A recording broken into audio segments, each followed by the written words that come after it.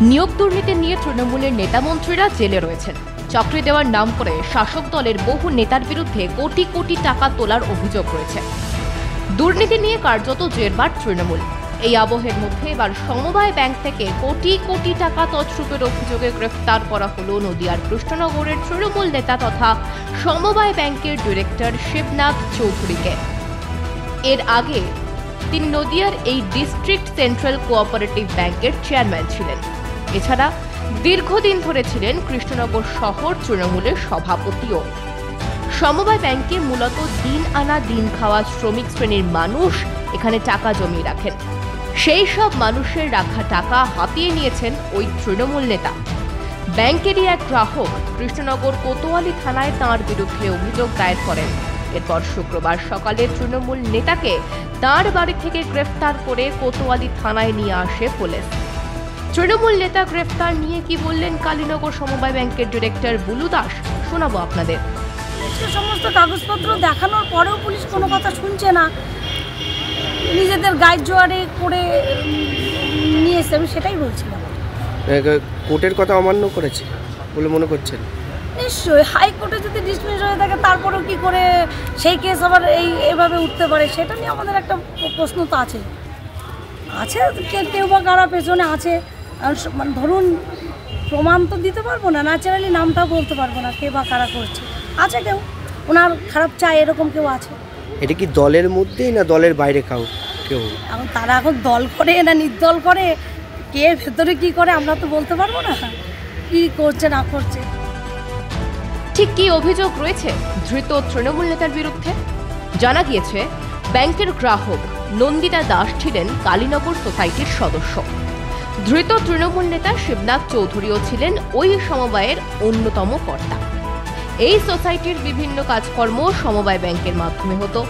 তার অভিযোগের ভিত্তিতেই তৃণমূল নেতা গ্রেফতার হয়েছেন।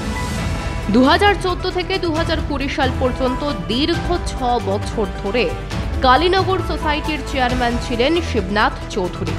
সেই সময় তিনি 14 কোটি টাকার জালিয়াতি করেছেন বলে অভিযোগ। এই অভিযোগ নিয়ে ব্যাংকের এক গ্রাহক থানার দ্বারস্থ হন। পরে তদন্তে নেমে শিবনাথ চৌধুরীকে গ্রেফতার করে কৃষ্ণনগর কোতোয়ালি থানার পুলিশ। শুধু টাকা তছরূপই নয়, মহিলাদের সঙ্গে অশালীন ব্যবহারের অভিযোগও উঠেছে তৃণমূল নেতার বিরুদ্ধে। সবই আমার বিরুদ্ধে চক্রান্ত বললেন ধৃত তৃণমূল নেতা শিবনাথ চৌধুরী। তবে আমার বিরুদ্ধে সেন্ট্রাল কোঅপারেটিভ ব্যাংকের নির্বাচনের পর থেকেই আমার বিরুদ্ধচারণ হচ্ছে, কেস কাবাডি হচ্ছে। আমি কেস কাবাডি করেছি, যে সাহারা নিয়ে হচ্ছে সুপ্রিম কোর্টে কেস হচ্ছে, সাহারার টাকা ফেরত পেয়েছি আমরা, তা সত্ত্বেও আমাকে এই কেসে চিটিং কেসে ধরে অভিযোগ করেছে আপনার নামে নন্দিতা ঘোষ। তাহলে কি চক্রান্ত বলবেন? এটাকে একদম চক্রান্ত। তা না হলে যে কেসে টাকা ফেরত পেয়েছে, কেস কালকে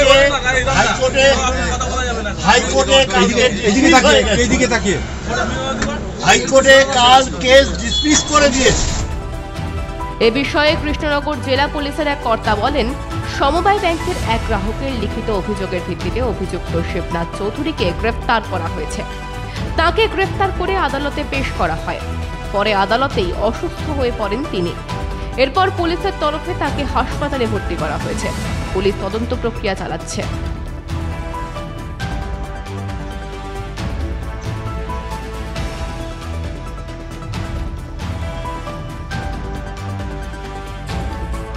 এই ঘটনা নিয়ে সরব হয়েছে বিরোধীরা।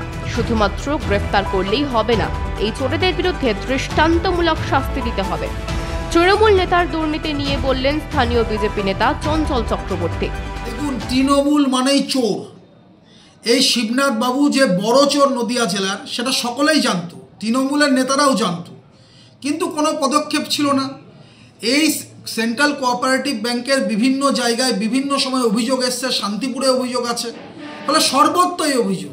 এই চোরেদের দৃষ্টান্তমূলক শাস্তি দেওয়া দরকার, কারণ সেন্ট্রাল কোঅপারেটিভ ব্যাংকে যারা টাকা রাখেন তারা দুস্থ মানুষ, একেবারে শ্রমজীবী মানুষ।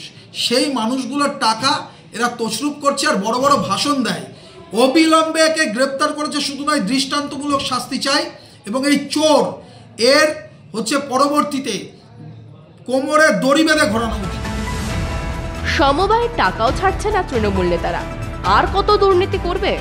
সাধারণ গ্রাহকদের দাবি, শুধু গ্রেফতার করলেই হবে না, তছরূপ করা 14 কোটি টাকা ওই তৃণমূল নেতার থেকে আদায় করতে হবে।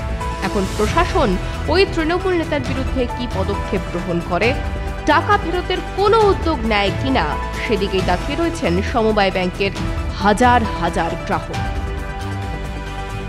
ব্যুরো রিপোর্ট, মাধ্যম।